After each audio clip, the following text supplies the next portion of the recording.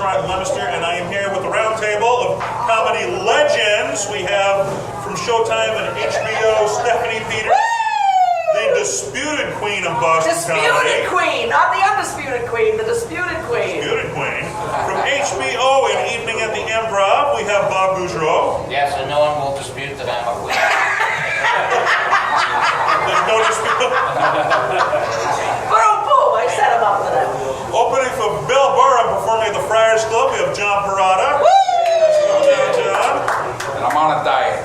I'm on the comedy kitchen, I'm on a diet. From the Godfathers of comedy, Paul D'Angelo. Paul, thanks for making the trip. So, gosh, you know, I got the legends of comedy here, and you know, sometimes we have the big names, sometimes we have little names, but you guys, how long have you been doing comedy for? Right on the table, Stephanie. God, I'm at least 15 now. 15 years, yeah. 15 years, Bob. I think I'm the longest. I started in 1978. Next year's 40 years. 40 years of comedy, wow. I started 5 years before I was born. You're a veteran of the veterans, right? What about you, John? 26 years. 26 years in comedy, wow. Paul, 30 years, so I kept the veterans, and I hear this from so many of the veterans that comedy back then was so much different than comedy is now, but what's the biggest difference you guys see in comedy back then as compared to comedy now? It's not a club business as much anymore, because the clubs that used to be open 7 days a week used to be packed 7 days a week. I think it kind of burned itself out. They put it in every Chinese restaurant, Mexican restaurant. Bowling alleys, wherever. Thinned out the talent, like you know, expansion sports. You know, there's so much talent that gets thinned out. It's on TV all the time. And everyone thinks they're a booker now. Yeah, Anyone who's a comedian ends up opening their own Automatically, show. So it liquids down the real folks, you know what I mean? and a great deal of my work now is corporate things, conventions, fundraisers, benefits, private events, things I do clubs once in a while. But even the clubs I lose money doesn't work in the clubs. Resorts and casinos are good. Yeah. At least they put you on nice, Yeah, you know? casinos, cruise ships, things like that. But Bob, what's the biggest difference you see in comedy? Between now and then, Way back when? Back in the day. 40 years. back then I was just a kid, so they always like waited till like after the police left to put me on. now I'm just an old man. And now it's different. Well, now everybody thinks they're a comedian, meaning everybody thinks they can just go and talk about anything and think they can be funny. I think the biggest difference is back then we had acts, we had a bit, you had a sell bit that you always did that. That was your bit. That was your shtick. Yeah. Well, yeah, like now everyone is alternative comedy and It's not as... the alternative is not that funny. Yeah, everybody thinks if they can just be filthy, they're funny. There's no creativity. Shock, comedy, Right. yeah. But there's, I think there was more structure, more cohesiveness in bits then. It wasn't so casual.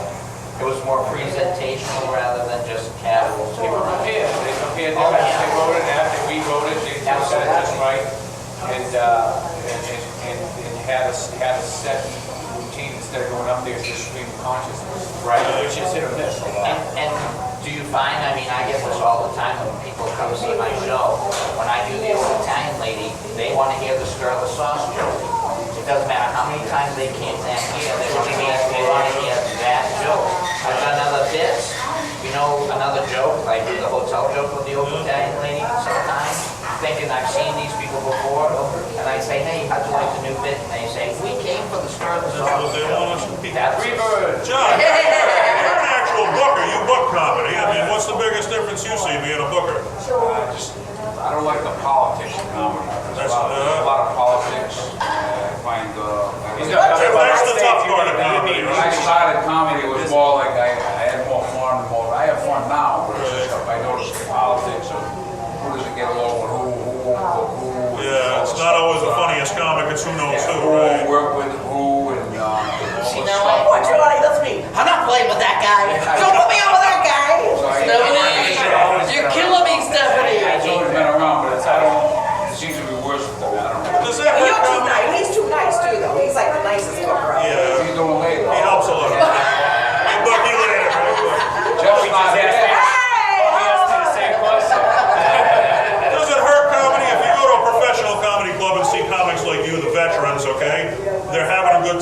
dying to come back. Now, like you said, if you go to a bowling alley and see some young kids who set it up, this ain't that funny. They're thinking this is comedy that don't come back. Does that hurt comedy, do you think? Or? Yeah, I think what hurts it worse is when you play a show and there's like bad people up front and they only have the headline to be funny. Right. You get these people sitting there going like, oh my God. Suffering through pain before yeah, they you get know, to the and then act. it's like all on you when you get up there because, you know, there's a bunch of Now kids back that then, was it aren't all quite headliners, ready, you or- know? Don't talk about my shows like that. Johnny, you put 20 people on a freaking show. I just say to them, put me on third. I don't care how many people you got, I'm going on third. What's bad, Bob? I mean, Well, back then, I mean, when you got bumped like all the way. You could have been fifth person as a ding ho, you could have been the fifth person on the show. And by the end of the night, you didn't get on the card. you didn't get on the Bobby wall. just started so long. He started before the peak of it. I started at the end of the peak of comedy, but you started before there were million comedy clubs and then used to do Oh, it yeah. and stuff. So we had the ding ho back with the Steve Sweeneys and I hung out there. I was a Cambridge girl and I hung out with all those guys. I started in '83. I got up once and did really well, and I bombed twice. And I didn't know there was a comedy boom, and nobody said, hey, stick around. And I stopped, and I said, I stopped. yeah, it's tough getting You got started. scared? 8 years later, I came back, so I missed that whole boom. I missed it. You know? Another difference in the comedy I just thought of is that whole political correctness where people are free. You can't say what you want to say because you're afraid to hear So you're offending everybody. I do a lot of corporate shows, and I think probably 95% of comedians can't do corporate shows, these big national. You gotta be crystal clean on those. Well, you know, you just can't be vulgar. You can't, and yeah, you can't use certain words and everything. But I think a lot of these companies, they're gun shy now because they hire someone, they have a bad. If somebody's looking for something to complain about, they will. But you can't give them an excuse to complain. And I think some of these companies are just gun shy on hiring and beating now because they've had bad experience. So that's hurt me. And everybody loves to complain, Yeah. you know? Why do you go to a comedy show if you're not there to laugh? I just heard the Well, that's the complaint. thing, you know? On a corporate show, they aren't there to see about they thrust upon it. Because they have to. I remember the year that happened, when Bush Sr. got in office, it was okay to talk about everything during Reagan. We had a party, everybody could take a joke, everybody could take a joke. And as soon as Bush Sr. gets in, for some reason, political correctness came out in 1991, and everybody was like, that's not funny. You're offending everybody. That's why I don't do any political I'm doing humor. but anything, and I meant the year before, I'm making fun of Reagan, saying, you know, how he forgets things, and that's okay. That was 1990 and 91. You said he had Alzheimer's. You're making fun of the disease, you sick twist. Oh, You know what? boy. It was funny last year. It's funny this year. That's the way I looked at it. Yeah. All right, so let's say the comic that you are now, if you could go back to the comic you were when you first started, what's the one thing you'd tell the comic yourself when you first started? You go Get back out of town. Leave Boston, yeah, Right absolutely. now. Boston's a great comedy town, but I What would think you tell yourself, Stephanie? I would tell myself, do not feed Cam Neely the sandwich. I was on Comics Come Home, Yeah. and I do the joke about the sandwich, Yeah. and I pull a sandwich out of my boobs. You gotta say it. And I usually I make a hero out of the person that eats it. But nobody told me that Cam Neely didn't like to laugh. You know, like Don't have a sense of humor now? totally offended by it. Oh my God. I was like, I got off the stage and he said, who told you you could do that to me? Whoa. And when I saw his brother and the producer of the show who told me to do it to him, standing next to him, they turned around and threw me under the bus. Check it the next Bruins game. Yeah, I lost so many gigs after that. Oh my God, you have no idea. John, Sometimes what the would you- best thing that what would happens you to tell you is the the worst, you know? What would you tell the younger you when we first started out? Younger me, You go back right now, the younger you, and tell them one thing. sit on with a pad and start writing better. Write some better jokes. Stay away from the broads. Stay away, yeah. Stay away from women. I had a lot of problems with women. Stay away from women. Paul, what would you tell the younger you? I lived in LA for 6 years, and the only regret I have is in my career is that I wish I had moved to New York, which was more conducive to comedy. Whereas most of the people going out to LA, they were there to use comedy as a vehicle to get a TV show. So I just wanted to be recognized for my stand-up, and I should have, in hindsight. Moved out there. Yeah. But isn't Boston LA, which are both melting pots, and people come from all over the country to go there. It doesn't mean they're all good, but I mean they all go there. So those are in a class by themselves. And then Boston is the next tier, and there's no one else, there's no other city that's close to Boston as far as producing comedy, because the original comedians that were here in the day, the Dick Hope days, and those originals, they set such a high standard, and such a high bar that you know, it made everybody work a little bit harder, which is slower. And so Boston is in a class by itself. And people who, I would be in LA, and people who were lucky to be a middle act here, they take Yeah, absolutely. Well, we were all writers in Boston. We should go to New York, and I could be standing next to a comic, and I'm like, how long have you been doing comedy? And the guy's like, I'm a model. I'm an actor. Someone wrote him 5 minutes, and because he's cute, he's getting on stage. Exactly, to get him into TV. It's a means to an end, and it's not the end. Like, that's not a comedian. That's just a cute guy, you know, acting, you know, on stage, you know. One time I was out in LA, great story, and this guy goes to me, all happy and excited. Where are you from? And I said, I'm from Boston. And his face went, knowing that we're all killers. And by killers, that is a good thing, but it means that we all think we are going to do such a good job. Oh, he was afraid how well you were going to do. Yeah. You can't mess with The first time I ever did a thing in, this was before I moved up there. When Patty Ross moved out there, and I was living with Patty for a little while. And I went in the comedy store, and they had a donut room upstairs, which is closed, by the way. Like their room. Is it really? I was in, there were 3 rooms that were always, again, that used to always be full in the heyday. Yeah, And stuff, but upstairs, I was in a line of all these people, and I listened to everyone's, I was voted the best comedian in Seattle, and I was so intimidated by them talking about themselves. And of course, later when I learned that the people who talk the most about themselves usually The least funny. but I watched one after another bomb, and I learned then that, you know, but Boston is the best place to develop your act because If you're on a show and the person ahead of you has a good set, you push and you say, I better do good, step up my I game. love it though. I've never been intimidated by the person ahead. I want the person ahead of me to be really Yeah, actually, You know what I mean? it pushes you to Comics do that don't better. want someone that's just as good in front of them. So they look They good, should get out of the yeah, business. they should get out. When I first started, I'd be headlining on Saturday night in Boston, and there were 400 or 500 people there. And just before I'm ready to headline, somebody stand up and go, Steve Sweeney came in, he wants to do 5 minutes, and he did 35 minutes. And they said, you don't even have to go on now, the show should be over. I go, no, put me out there. And then I get in LA, and I'm ready to go on stage. Yeah, you're not afraid of anything. Hey, Arsenio Hall, you're going to go after Paul. I'm not going up after Paul. He says, do you mind going up after Arsenio? After going up before Sweeney, after Sweeney on a Saturday night. Yeah. How about Arsenio How Hall? about Sweeney doing river dance on Comics Come Home? I looked at my husband and I said, he's doing river dance. It was like the audience went insane. He had the tie over his head. And But that just what doesn't kill you makes you stronger. So so if you can handle that situation in Boston, you know what they call the king of Boston comedy. If you can handle that situation and you pull through it, and you do well, how bad is it going to be if you get in that situation? You can make it here, you can make it anywhere, right? I think so. And the other thing is this, have you ever noticed when there's a transition thing like that somebody just kills, right?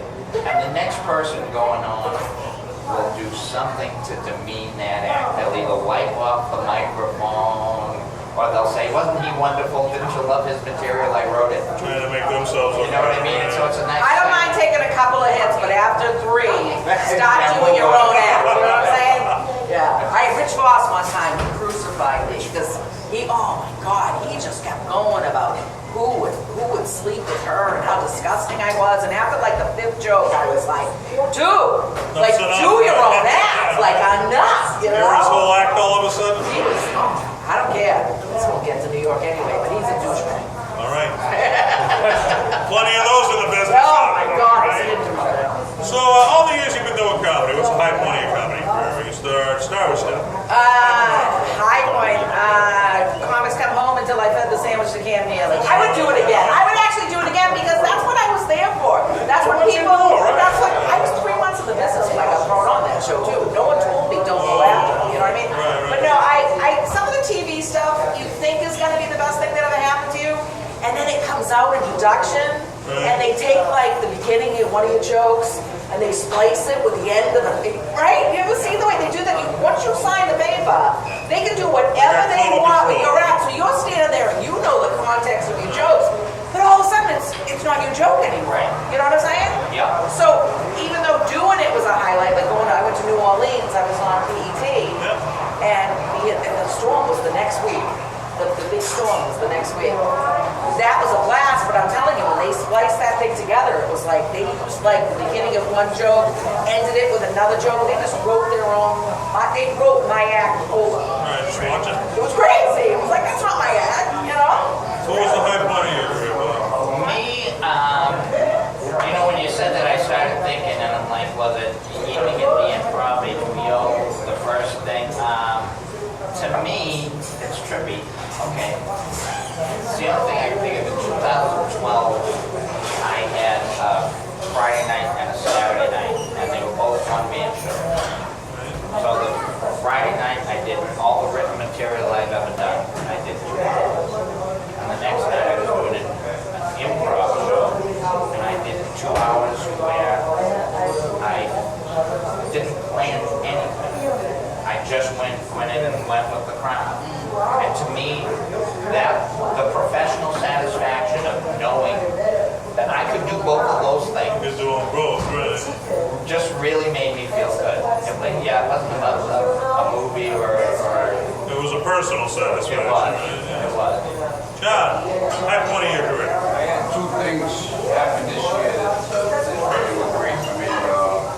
Amy Pescatelli, great national comic. I was working with her a while back. She booked me for a show at the Friars Club, and then I wound up closing the show. And I probably one of the best. The legendary club, yeah. You must have been nervous, right? I mean, Tell them the story about the Friars Club, though, Johnny. He comes to me, you're at a club, and he says, Tammy Pascatelli, she wants me to work someplace the Friars Club, and right? And I'm like, and what'd you say? He goes, I don't know, I told her I might be busy. I'm like, what? You said what? And then he's like, oh, it's a good place. It's a good place. I'm like, yeah, it's a good place, Johnny, you know? That was great. And then Bill Bird texted me 3 days later and asked me to perform at you get Bill a star, right? I I mean, gave him before a nice $20 gig or anything. Yeah, so he texted me to open for him at the Beach Casino Ballroom, which blew me away. That night was magical. Right, Very yeah. exciting. It's payback. I mean, to see one of the guys you gave a break to go on and do that, God must That was be probably the most exciting night of my night of your life, Yeah, yeah. that was of my whole 26 years. That was the night. That's a good one. All right, Paul. Working with Paul back in the old Stitches Club at Providence Place. Way back when? That was big too. I had fun. That's where you started from. Paul, we'll get to you in 1 second, but we have our foods coming on in here. We have Rodrigo, the owner of Comeketo. Rodrigo, what do we got here, Rodrigo? Oh, look at that. This is one of our staple items. It's called picanha. It's a nice top sirloin cat meat. And these are the sides. We're going to actually have to take some stuff off the table so we can make your little room. That's how big a portions you get here. Good stuff. Take some of these off the table. Yeah, I think it's fine. All right, thank you. Oh, let's go over the beans. Oh, no, actually, yes. No, that belongs to so both of you guys. I had a steak. Yeah. Yeah, that's a side. Oh, this is a side? Wow, that looks like a full. I know I'm a big guy, but wow. So here, you have that because I think we're having the same thing. Oh, all right. Because he said it was the best thing on the menu. You had the medium one. Mine Yeah. was well done. All right, yours is well done. There we go. Okay, so Now I Well get done. it. You said this is the most popular item that you sell here, Rodrigo? That's true. All right. Then we have the fish. Shrimp. And shrimp, yeah. Fish and shrimp. Okay. The grilled chicken. That was you. Right there. Oh, Okay. Caesar salad with grilled chicken. These beans will go with that. Oh, did you? That's right, you're Italian. You can have the salad. I got one more thing. It's delicious. When I heard I was coming on the show, I thought, what food jokes do I know? what food joke you got for us? Send us You one. wanna? I think you wanna. There you go. Thank you, Rodrigo. Sure, no problem. Thank you. Looks delicious. Thank you. We got a steak tonight for today. Like you. Thank you. All right, guys, enjoy. Thank you.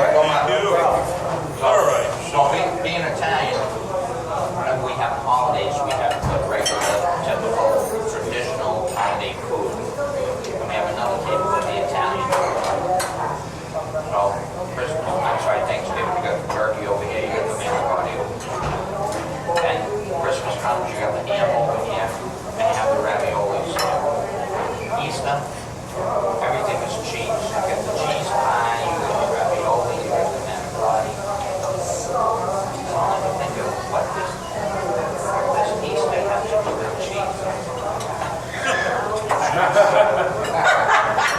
Save that one, Hey, I just realized the four of us are all Italian, right? That's right. Wow. Hey, all right. But Do they you get to think go in being the club and I Italian? don't. Do you think being Italian had anything to do with the fact that you became a comedian? Well, I What grew about up Italians? in a house with my Sicilian grandparents that came up from Italy and my Uncle Vito. And my Uncle Vito, Italian, and obviously, and my Irish father were my two biggest influences. My father was a joke teller, like he was like a Patty Hill. Runs in the family, right? Jokes and stuff.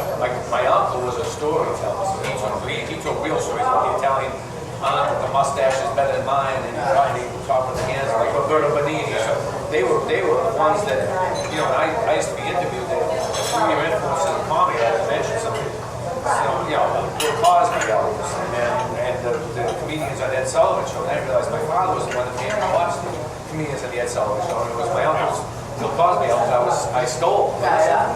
So yeah, that my family was never kind of big influence. So we were on you, Bob. What was the high point of your career? You know what?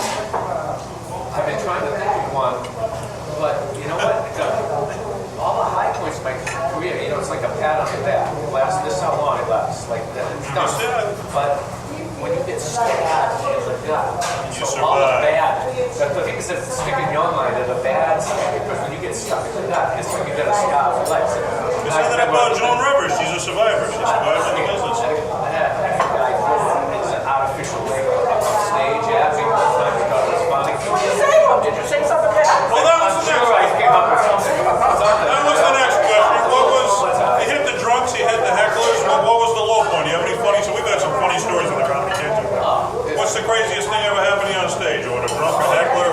It's just a million. I mean, you don't go on in the afternoon. You don't go on and adding all these all together in one circumstance outside, just outside of the crowd, going on during the day, midday, outdoors, an outdoor concert, in between fuck bands, with 10,000 people. I'm the only white guy there. That was and in the middle of my set, they took the microphone out of my hand. We have a lost-little boy. His name is Leroy. We're looking for him, and they gave me back the microphone. Just close, make a laugh. Now I got to start over again. Now, 5 minutes later, they come back and take the mic out of my hand. We get volunteers to look for Leroy, and now people are getting up from their seats. They come back 10 minutes. We're still looking for Leroy. Everybody's seen him. They're dragging. There's no end to this. They were There's no dragging end. the link behind me. Then, by the end of my set, they found him, and he was asleep in the back of the car. The woman was struck on the car. Oh, jeez. So, but I mean, every time I got a little momentum going, they cut you right off, out of my hand and go, and then the mother came up. Leroy's mother wants to say, Leroy, please come back. And then they go, okay, here you go. And then people go, you're an asshole. Don't do the show. Hey, That's my job.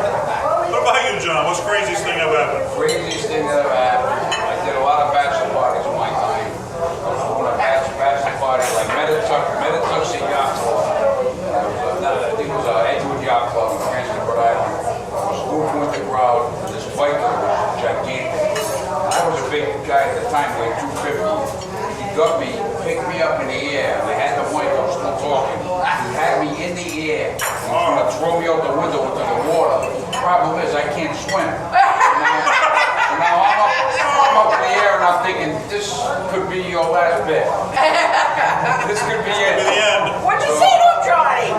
Please put me down. Don't make him do that to you. He put me down. He was only kidding. And I was like, and I run into this guy like several times through the years. I said, how you doing, buddy? He had me up, you know, I'm a correctional You're a big dude, officer. too, yeah. I'm a big guy. When I was up there, I was my pants. What the Hell's Angel did you put me on? Well, we did. Oh my Hell's God! Angels. Hell's Angel did, which they actually liked me, but he put all these newbies that weren't gonna be funny, that they were gonna just rip apart. You know, so I got there, and originally you wanted me to like host it and bring them up quick, and I saw them, and there was actually this one kid, sweetest gay guy I know in the business, but everything he talks about is, which is his every right to talk about being gay, but this was not the crowd. You know what I mean? So I was like, oh my God, you're gonna die. You're gonna die. You have every right to say everything you want, but don't do it tonight, I happen to have that room open next to him. Yeah, no. Never play in that room again. How about you, Bobby? What's the craziest thing ever happened to you on stage? On stage, it just happened. I got punched in the garage. I was leaving an audience. That was pretty rough. Other than that, I mean, everything. Just once in the garage, that's not Intentionally. Intentionally, the guy was walking out of the room, just went, boom.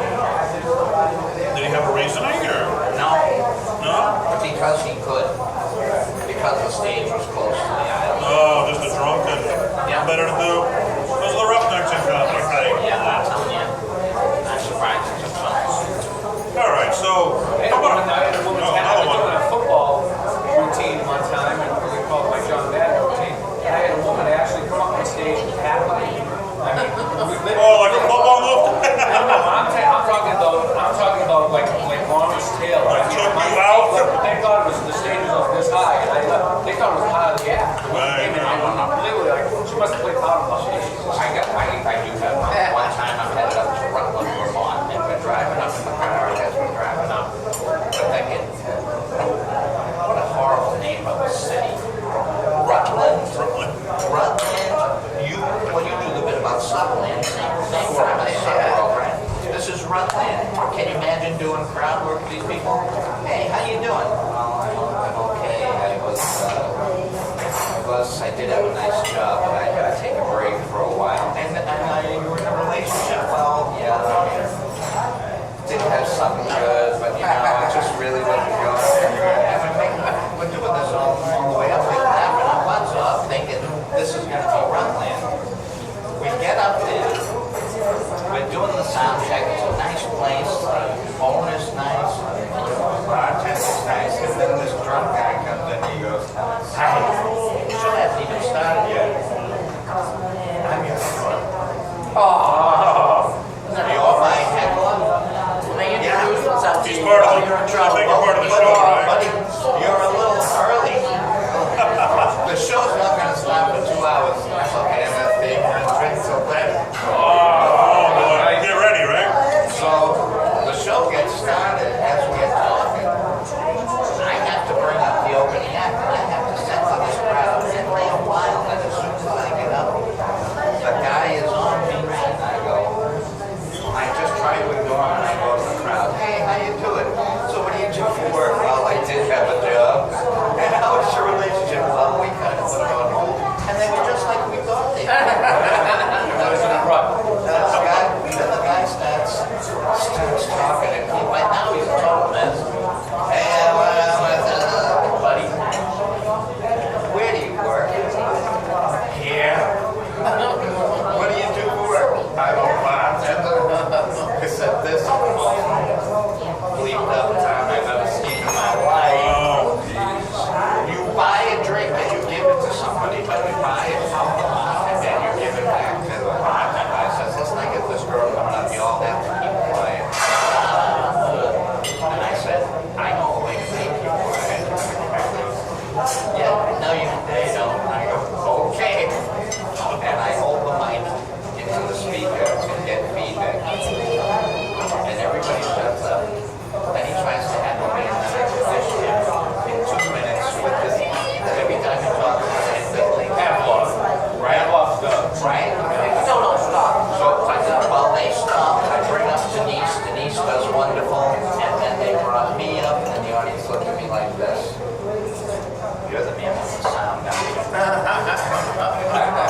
That was the worst. so every night's different. That's half the fun of it.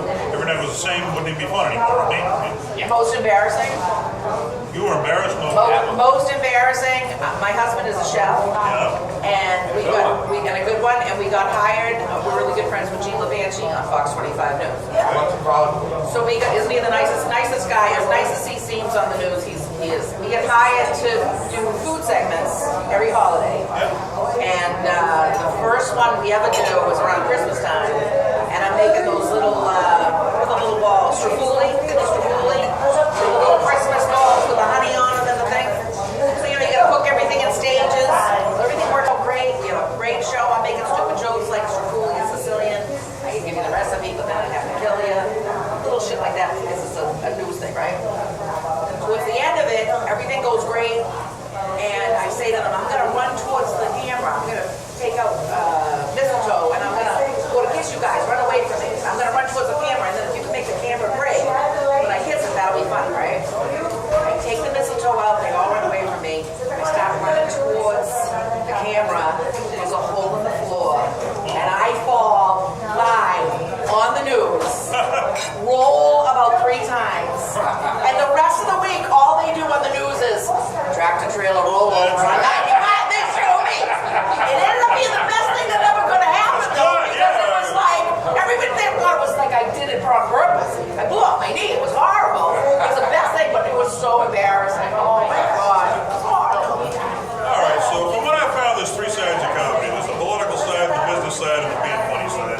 Which one do you think is the most important to get booked on? Being funny. Being funny? You gotta be funny. That's, I mean, you're never gonna get booked, you know? Is that what You might get one gig, you won't get a second one, you know? If you're 40, you're gonna get work. Some people might not book you for whatever reason, but for the most part, if you're 40, you're gonna get booked. Unless you're totally unprofessional Right. and you don't show up on time. I tell young, well, not young, new comedians, I say, you know what, half of it is show up on time, do what you're told, don't horrify, don't do something that's gonna horrify the audience, jeopardize the venue or whatever, and just be professional. I mean, and that's part of it too. I mean, there's a lot of people who are very funny who don't get booked because they don't show up, they show up drunk, they don't do what they're told, they're late, they get up early. I show up 20 minutes before the show even starts. I'll tell you how the other night I was at Capo, right? Me, Ryan Capo, me and Capo, and I'm on the way, I'm on 93 North, get hit by a tractor trailer, smashes in my passenger door, right? I get out of the car, what do you do? He said, I didn't see you. You didn't see me, I was 300 pounds in a Chevy car. How do you not see a 300-pound guy in a Chevy car? What's going on? So I still made it to the gate. Police came to the report. I texted Will Loon and I said, I'm going to get there. He said, you sure? So I got to the gate. So I mean, I get hit by a tractor trailer. I'm still there. Show must go on. Show must go on. And I get there. I never missed maybe 1-2 gigs in 26 years. Yeah, you're the funniest comic in the world. If you don't show up, nobody knows, you know. But And that's the thing. If you get there, people respect that. I mean, I did a gig the week after my father died. I was thinking of not doing it. And truthfully, it was the best thing I could have done because it was so bad. Oh, man. The best thing I could have done. My father died, I had 3 shows the next night, and I was one of them. Paul gave me a nice card, and I was let that. He gave me a nice card, so I had 3 shows. And I said, you know, my father would want me to get on stage. I did all 3 gigs in one night. At the end of each show, I had tears in my eyes, and I had 3 good sets. And I said, I did that for my father. You know what's crazy? And I remember that. That's the best thing it's I ever did. therapeutic. I had a cousin in the audience, and he leaned his head back, and the way he leaned his head back, it was the same smile and laugh as my father, and it was like seeing my father. It was crazy. It was like seeing him in the audience. Yeah. Bob, have you ever seen like someone less funny than you get the gig just because of who they know rather than No, being absolutely. funny? Have you? Totally. And back, just talk about the father thing. Now I guess after my father passed, I'll never forget this. I had 13 one-nighters in a row. The middle gig was a benefit for cerebral palsy. And I'm exhausted, just emotionally and physically. And I called the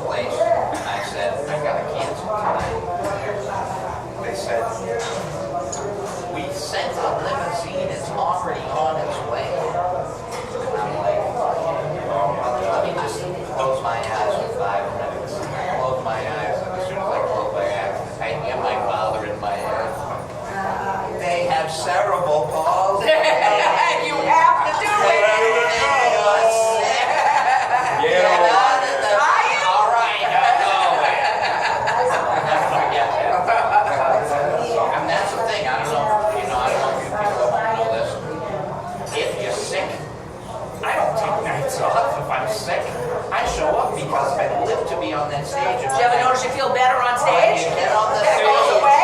They don't the care. adrenaline knocks it right It's Yeah, but gone. people in the audience, they don't care if you're sick, if you had a bad day, if they got You know what? They don't care. There's a story for you. Once I showed up sick as a dog, my gun goes, you don't look good. I look good. And I go, dude, what am I going to do? You know, I got to tough it out. Just do the best I can. He said, no. Just go up and tell them you're sick. I said, what are you talking about? He said, if you try and tough it out, you're going to sound shitty. For all those impressions, then you're going to sound like each one has a cold. Go up and tell them you're sick and that you're going to do all these impressions and it's going to sound like each one of them has a cold. And it worked because they were on my side then, you know what I mean? You won them over. Yeah. So who inspired you to want to do comedy? Mainstream comic, who's the one to make you want to do business? One I used to go see when I had no intention of doing stand-up. I was in the district attorney's office, assistant DA. But the guy who caught my attention was Stephen Wright. David Wright. Stephen King of the one-liners. And I would go follow him around, and when I started to do comedy, I thought I'd be like Stephen Wright. I'm nothing like him, but I thought my comedy would be like this comedy. Nothing like him. But He inspired you to grow up. Yes, he was. I was there the first night he played the same song. Oh, really? Who was your inspiration, Stephanie? As a kid, it was Tony Fields, because the first time I saw her on The Tonight Show, she was like the women in my family. I had never seen anyone else on television that represented a loud woman who like, Took charge. Right? yeah, you know, and it was like all these women in the 60s that, Put herself in the front, you yeah. know, like making room for daddy were the only women that she represented. All of a sudden Tony Fields came out and she was like, you know, like, oh my God, that's like my aunts at the dinner table. And Yeah. she sang a song called Sexy Me. Sexy She was baby. great. She Tony came Fields out was great. sexy. She knew it, right? She was Johnny Carson's favorite. She was awesome. She could belly bump with big voice, but then the other person I have to say has to be Lenny Clark, because I'm a Cambridge girl. And You Lenny, think Boston, you think Lenny, right? well, Yeah. I mean, just watching Lenny, like, he was like the idol of everyone in Cambridge. We gotta get Lenny on the Comedy Kitchen. Lenny It's was gonna the happen best. someday. He's as funny as he is a nice guy. So you say Tony Fields and all I think of is, I do this so I can lose weight. Look how thin my fingers are. Who inspired you, Bob? Who was your biggest? Me, in order, I know who it is. And Lily Tomlin first. I mean, I used to do her and Edith Ann. Flip Wilson, I just thought was it. Bette Midler and Robin Williams. Probably Bette Midler first. Everything she ever did, I go, I can do that. I can sing like that. I can make people cry like that. I can act like that. I'm more humble than she is. So, you know what I mean? But the Robin Williams thing, everybody said, oh my God, you're just like Robin Williams. And I was like, okay. And then I saw Not on that. purpose, but Not on purpose. yeah, but that's what they remind me of. But I thought more of Lily Tomlin. You know what I'm saying? Yeah, but those three, and it's tough if I had to have dinner with one, probably have to be Bette Midler. Oh my God. And that's the thing is, you know, people have done this to me. They come backstage and they go, well, look at the guy. And I go, I'm the guy. And they go, no, you're not. And they walk out of the room. Because when they see you on stage, they think you are a giant. I'm only 5'7". And the same thing when I met That's like me, they think Bette I'm Midler. fat, I know. When I met Bette Midler, I was like, that ain't her. She's too short. She's only a little thing. She's like 5 foot tall. Johnny, who inspired you to get going? When I was a kid, I used to see it at Sullivan. I grew up, my father and I would sit in the living room. His mother, Original legends. I met him once I went to the work musical theater. They used to do it. It was him and Joe Rivers. And I went over to the fence and was walking by and I talked to him. He sent me an autographed picture. I lost it. I don't know where it is. I moved so many times because I had so many ex-wives. I don't know. Somebody, one of my ex-wives has my picture. You want it back? I want it back, so I mean, they're holding me ransom. Now that you know you want it, you're not getting it. All right. Don Rickles was the man. So nothing long, nothing drawn out, but I want to pay tribute to him because he has the veterans who work with him. I'm going to say a name just real quick around the table. couple thoughts on the Bob said nothing. Bob was one of my dearest friends. We were very close, and one of the most genuinely wonderful, big-hearted persons in the world. Had a lot of, would always have someone who was terminally ill or sick in the hospital that he would visit. He was very giving with his time. He was a Renaissance man without the polish. He so smart. painted, he sat in on lectures at Harvard. He ran the Boston Marathon. He did the Appalachian Trail. He was in the flight airplane. He played the drums. John, Bob said Bob, I was lucky enough to get to know him. I worked with him a few times that I did. He was just a great guy to be around. lit up the room. Lit up with a great sense of humor, a great human being. I can remember him. I probably worked with him 4, 5, 6 times. But You remembered him. I liked him a lot. Bobby, what's your memories of him? I love the guy. Everybody loves Bob. My Bob Seinfeld story is this. I walk into a show and he looks at me and he goes, "You?" And I go, "No, you." And what that conversation means, are you headlining the show? And who's going to have to follow? Because we hated to follow each other because we were both just so high energy. We loved each other, but you know, you didn't want to follow the guy. He always let them roar. You know what I mean? But it was, to me, that was just a really nice mutual respect. Stephanie. Best advice I ever got in the business was from Bob Seidel. I was new, I got on stage, I did a good job, and at that time, some of the comedians, some of the headliners would kind of, give you a little speech about I use the F-bomb a little too much, whatever. But I'm a Cambridge girl. I don't use it as a punchline. I just drop that.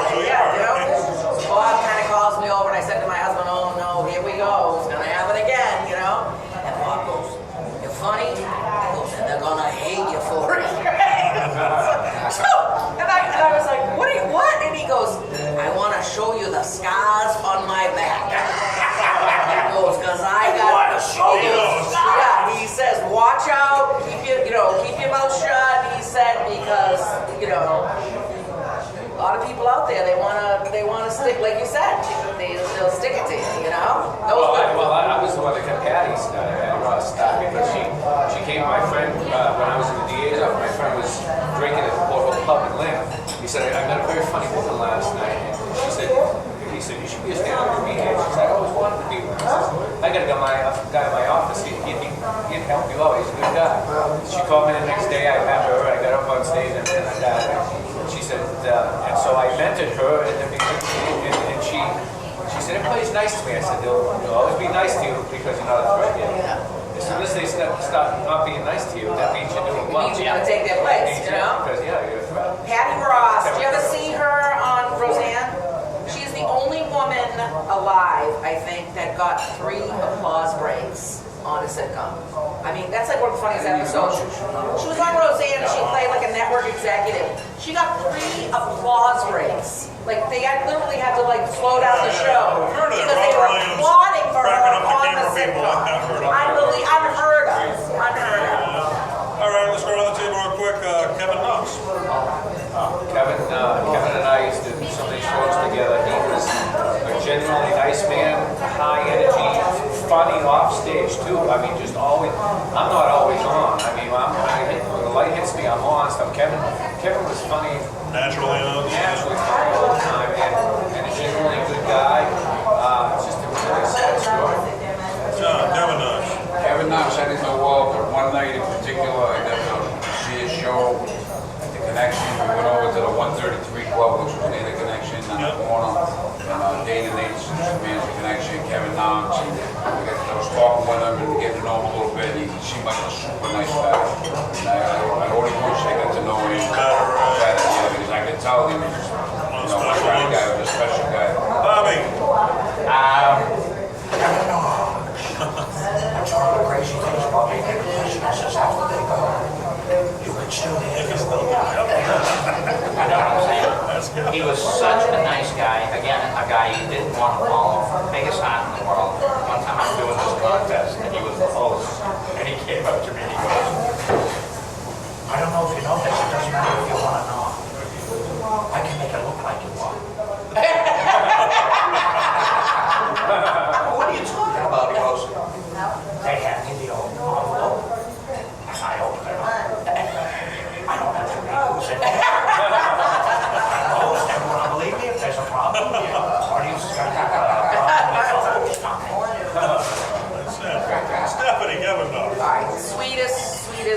funniest guy in the business. And fought cancer like a superhero. I mean, when he was doing the Raw, I mean, he lived long. And he He probably had it a few years of his life. oh my God! These are the 4 other guys that he went to the doctors with that all had the same type of cancer, and he outlived them by like 3 years because he went strictly raw. He didn't even like heat up the vegetables because he said that took the vitamins and whatever out. You had to basically eat it all cold and raw. Yeah. But my favorite story about Kevin was they had the memorial for him, and so many people, so many comedians wanted to go. It was at a high school auditorium, right? So, you know, you go in there and everyone's there. Everyone loves Kevin. So everyone's there, and it's sad, and you're like, oh my God, you know, like you wonder who's gonna talk, and you know Lenny's gonna talk, and you know certain people are gonna get up there and talk, you know. And my sister goes up, and she has everyone bawling because she's talking about what it's like to have a brother like Kevin, who pushed her, you know, like he was so crazy. If they went swimming, he'd climb to the rock, and he'd say, "Come on up, jump with me." And he was always saying how he was always like making life more exciting for her. Oh my God! And it was like there wasn't a dry eye in the house. So now the next person to come out is Lenny, and we're all thinking, oh my God, I wouldn't want to be Lenny Bob right now if my life depended on it. Because how? We've always in those situations where you do a benefit and you're talking about the person that died of cancer, and now, oh no, here's a comedian. It's horrible, right? Well, I don't know if you remember the stage, but the stage had all Kevin's favorite things. His golf clubs, his motorcycle, yeah, right? And everyone's thinking, it's that moment in comedy where everyone's thinking, what's he gonna say? What can you say in this situation? Lenny goes, I just want everyone to know that, you know, I was with Kevin in the end. He said he wanted me to get the motorcycle. Like crazy. It was like one of those comedy moments that it just, you know, that's why people do comedy. You know what I'm saying? Because it just took the edge off of everything. You know, it was beautiful. It was beautiful. That was the thing when I used to teach over at the Cambridge Center, and I had coached a lot of college over there. I always used to say, go watch him. It's not so much the material, it's the presentation. And once when I first met him, I said, gee, you're great. He said, thank you very much. But he didn't say, thank you very much, like he had on set. I was like, oh my God, you're really a person, not just a character. This is great. And I'm so grateful to him, especially because I got into Vegas on his say-so. I called the guy and I said, they said, do you know Kevin Knox? And I said, yeah. And they called him Kevin. What do you think of him? Kevin said, he's hard to follow. So for Kevin to say that, oh my God, what a Thank you. You know, that's the thing. Just putting his name out there Oh for my you. God. All right, so we're getting. Well, we got to do his bit, the bit about the pumpkin and the pumpkin patch was just the frickin' funniest bit. You know the bit? No, I had seen him once before he passed, but. Well, you got the girls and, you know, What's on Sunday? There's nothing on Sunday, nothing on TV. Did you want to watch? Let's go look for pumpkins. I'm not going to feel much funny. Hold it up. You can see her out there. Hold it up.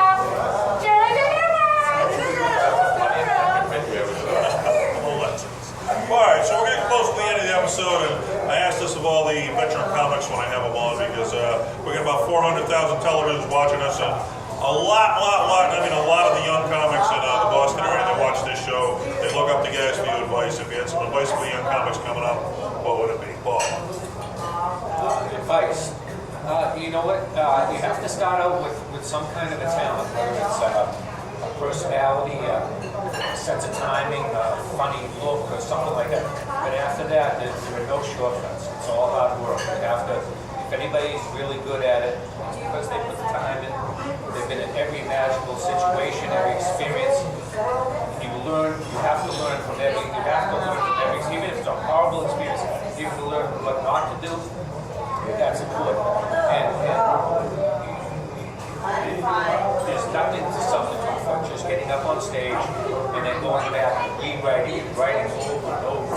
I remember one time when I was somehow in LA writing, and Thank you. I said, what do you have for new material? And they first said a joke. I said, what do you think of that joke? They said, I think it's a good joke. I said, why don't you want to do a great joke? They said, why not?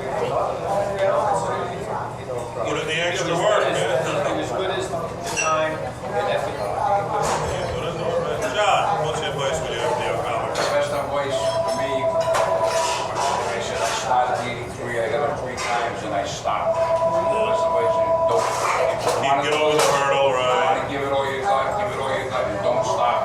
Have your bad nights, your good nights, you just stick with it and don't give up, and that's the best advice. That's good advice. Someone gave yeah. that to me back then, but I almost quit. I had a couple bad nights, and I ain't cut out for this, and I kept going. I've had some of the funnest times in my life, but I think, and I could have quit then, what I would have missed out on if I It doesn't did. matter what level you're at. It doesn't matter what level you're at, that it's a roller coaster. I have a DVD compilation of Rodney Dangerfield. There's only one 45-minute full set of his on tape. And the crowd is horrible.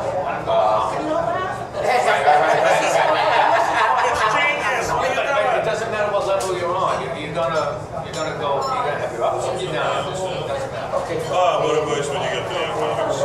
Take a course with me. Go see Bob. Pay me $10 per joke. No, actually, I wish someone had told me this. If anyone says anything to you that is good, in other words, you might get a what you would consider a negative critique, but if a person is taking the time to give you their opinion, you know, everybody's opinion is valuable. At least listen to them. I'll never forget. You know Jordan's Furniture, the Tatelmans. Okay, well, their brother was Milt Taylor. The guy came to see me and he said, "You don't need vulgarity. You don't need any costumes. All you need to do is go on stage and be yourself." And I was like, "What the hell is that?" I had no clue. I knew I had an act. I didn't have a personality. I wasn't the host of my program yet. But listen to what other people tell you about you. Anybody that says something to you says it out of love. I thought if somebody said something what you would consider negative, that meant they hated you. It doesn't. Somebody Unless they're another comic. If you like to kick you down, then help you out. I know that. But Stephanie, what advice would you have for the young comics? All right, so kind of like what he just said, the other best advice I ever got was from Lenny Clark, because I was getting a little confused about, you know, who I should be. You know, everyone has their own opinion about, you know, woman comic, and maybe I was too dirty for a woman. And you know, Lenny said to me, "You can't fuck up you. If you're you on stage, you can't fuck it up. Don't be anybody else. You gotta Don't be try, exactly. Don't try to be anything else." The other thing about writing, I found that everyone's trying to get the more time, but to have a good solid act, it's almost the removal of words, right? It's like the censoring, the editing. So here you want more time, but the better you get, the smaller the act gets because you want to get to the funny faster. And then I think if you want to be a headliner, it's all about the energy, because the difference between us and maybe people that are still openers and middles, they don't have the energy Don't enough. go for it. They don't have the guts to go Yeah, for and it. you're gonna be there for Right? 45 minutes. You gotta bring those people in. You gotta like let them know that, you know, you're driving the bus and you know, we're gonna go on this ride together. You can't just go unless that's your personality on stage. You're that, you know. It can't be just energy. Because you don't Yeah, no, you gotta be funny too. Exactly. But bring the energy. I mean, you can't just go up there and think I'm gonna do this for 45 minutes. And people are just gonna listen. I mean, you gotta wake them up and, you know. Because if you're a young comic and you have one bad crowd and you're like, "That's it, I suck, I quit." No way. Two stories. Roseanne in her book says if you think you have the worst set ever, it is your responsibility to stand at the door and shake the crowd's hand individually. Because there was this guy I saw once, great story, Alan Rodrigo, totally out there, looked like a female clown, big, just outrageous. 6 Asian tourists up front going like this. And me getting every